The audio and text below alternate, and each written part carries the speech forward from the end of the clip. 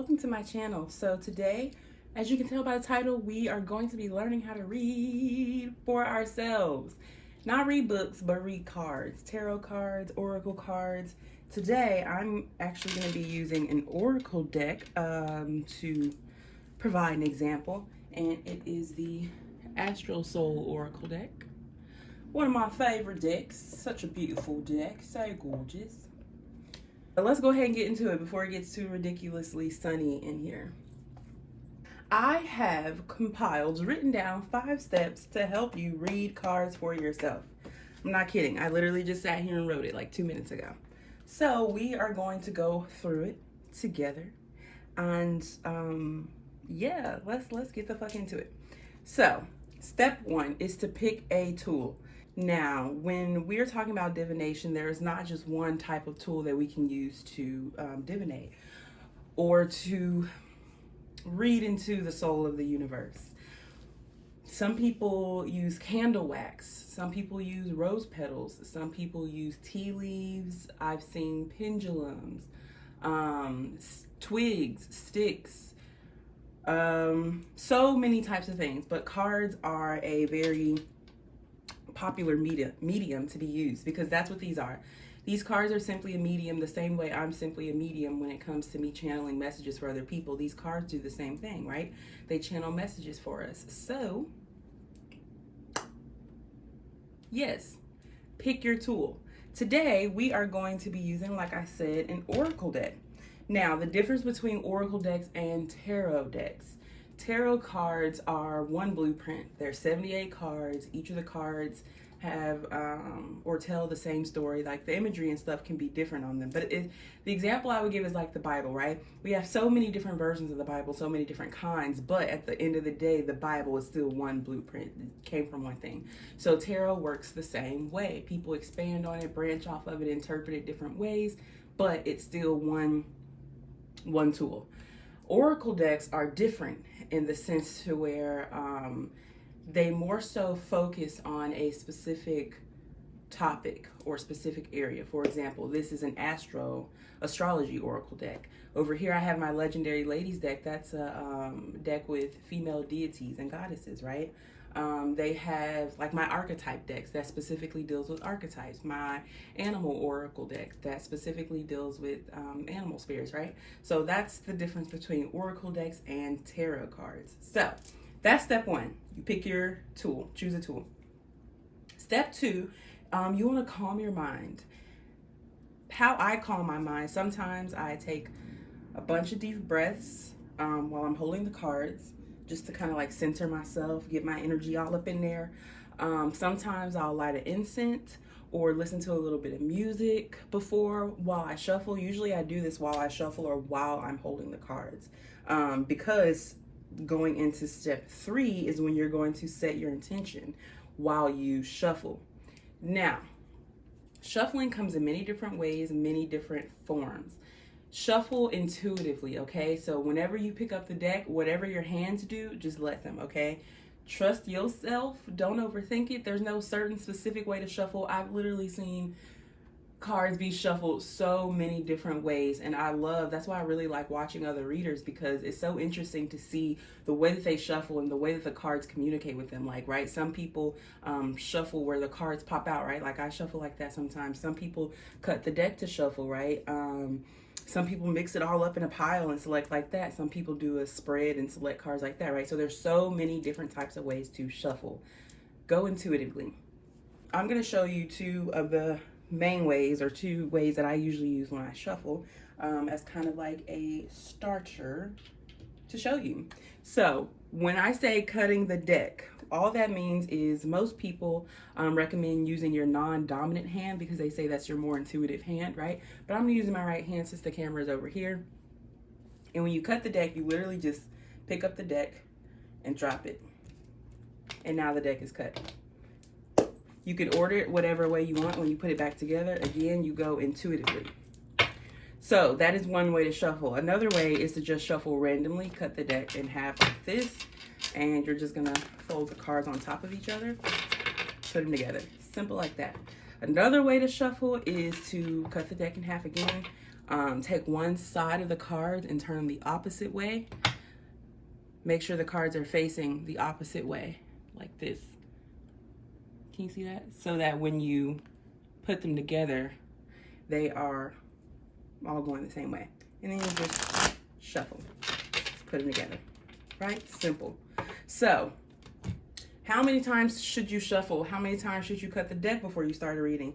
That is entirely up to you. Again, if you're moving intuitively, your hands are going to do their own thing. That's why I like to shuffle while I'm clearing my mind and setting my intention, because it gets the focus off of how I'm shuffling and more so into just me like transferring my energy into the deck, I suppose, is the best way that I could explain it, or allowing our energies to like come together so that there can be an open line of communication, right? Because again, everything vibrates at its own frequency. Everything in this entire world has energy. Remember that. This table, that charm, this box, these cards, this camera, this tripod, everything has energy. So with that being said, after you've shuffled, calmed your mind and set your intentions, step 4 would be to choose your cards. So you can shuffle, like I said, let me show you. You can shuffle like this and pick your card, and a card could fly out. You could shuffle like this and intuitively stop and pick a card, right? You could cut the deck and pick a card like this, depending on how many cards are in your spread. You could put them all together and pick a card from the top and just read the bottom of the deck, right? However, again, intuitively, however the cards want to come out for you, that's how they'll work. And then step 5 is to let your intuition sing. So once your card is selected, right? When you set your intention, that's when you're going to have whatever question you have in mind, or whatever object, or whatever it is that you're trying to ask, right? Like, tarot and oracle has been used for so many things. Some people use tarot cards to help them find things that they've lost, like literal things that they've lost. Some people use tarot. There's so many different ways that you can use tarot and or that you can use divination in your everyday life, right? Okay, so once you have your card, usually there's imagery on the card. Some cards just have words. Some cards have pictures like this. This card just has symbols and words, right? And you're just going to, you do not have to know the meaning of a card in order to do divination, okay? If you're truly just going in intuitively, you don't have to know anything about this deck. You just need to be open and willing to receive the messages that it's trying to give you, because every deck is different. They're created by different people. There's different energies that go into making the deck. There's different intentions that are set by the deck, right? Like this intention is probably doesn't have the same intention that my Legendary Ladies Goddess deck does, right? Because this deals with astrology and that deals with something else. They could like coincide and go together, of course, but again, the intention could be very different, right? So that's why certain decks work better for certain types of readings, right? But yeah, you're going to look at the imagery on the card, you're going to look at the words, and whatever comes up for you, it could be crazy. You could see this string and think about fucking Spider-Man, and it could lead to telling you that someone wants to take you out on a date to go watch Spider-Man, right? Like, you never know what's going to come up. That's why it's important to just allow your intuition, because sometimes it sounds fucking crazy, but again, if you're reading for yourself, it's more than likely going to resonate. But anyway, so then you're just going to let your intuition sing, and then whatever comes up, that's what it is, right? Another way to do it is most decks come with a guidebook. Like so, this is the guidebook for this deck, and the guidebook will pretty much explain the cards to you, right? So you can, and I do this especially when I have a new deck that I'm breaking in because I want to get to know the deck, right? I read the whole guidebook first, or I do a spread, and I usually, like my first time doing readings with the cards, I use the guidebook, right, to understand, because the person who wrote it knows what they're, right? This is their baby, so I want to pick up whatever they were trying to put down, you know what I'm saying? Whatever's going to help me understand them better. And then once I get to know the cards, then right, intuition springs up. It's a mix between what I'm being taught and what I'm what I'm channeling. Okay.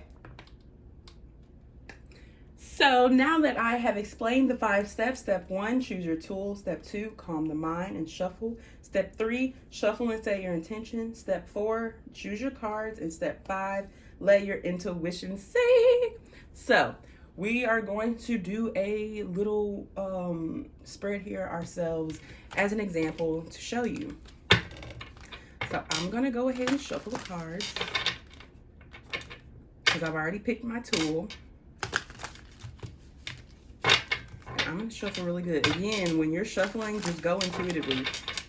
Some people, they do specifically 8 shuffles, right? Some people do specifically 3. Some people exclusively cut the deck, right? Go intuitively. There's no certain amount. So I'm going to calm the mind while I just shuffle these cards a bit. And my intention that I'm setting here is I want to get my big 3. I want to get the sign, house, or I want to get the zodiac, the house, or the planet for my big 3. My big 3 meaning my moon, my sun, and let's say my Venus. That cloud looks like Peter Rabbit. I just watched Peter Rabbit 2 earlier. Okay, again, this is the importance of setting your intention so that you know what I'm saying? So my intention is to get my big 3 personal planets.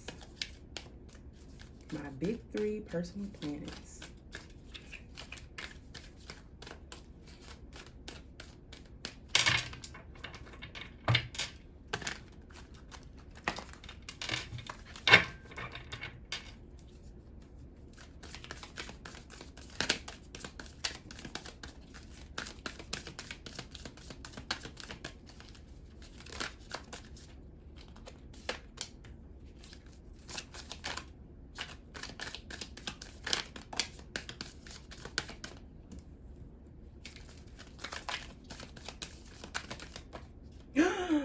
Okay. Bottom deck here, we have Taurus. I have the 2nd house. Obviously, as you can see, we have Pisces and Leo. I am a Pisces sun. I'm not sure why that Leo came out. I don't think I really have any Leo placements, but I am a Pisces sun, as you know. Here we have Jupiter, again, Pisces and Sagittarius. I actually have my Pluto in Sagittarius. No, my Pluto is in Aquarius. Wait a minute. I think maybe my Saturn is in Sagittarius. Girl, I don't remember. Anyways. Okay, y'all. So I actually went and looked at my notes, went back to my birth chart, looked at my houses and my house positions, and the cards were correct. They actually went into more detail than I expected them to. And I'm going to explain. So that 5th house there, Leo, and also represented by the sun, my 5th house is actually in Taurus. My sun is also in the 2nd house. So that's why it pulled the Taurus card in the 2nd house card. And it pulled Leo twice because my sun is in Pisces. Remember, Leo is ruled by the sun. My sun is in Pisces, and my 5th house is in Taurus. Also, my 12th house, which is Neptune, which rules Pisces, is in Sagittarius. My house 12 is in Sagittarius. My Jupiter, planet Jupiter, which rules Sagittarius and Pisces, is in the 2nd house as well. So that's also why they pulled the 2nd house Taurus card. Another thing, my Pluto is indeed in Sagittarius, so that's why it pulled Sagittarius also. And then my Jupiter is in Pisces. So all in all, it was correct. It was very detailed. I just don't remember all of my chart like that. But yes, let's get back to the video. We got Pisces here again.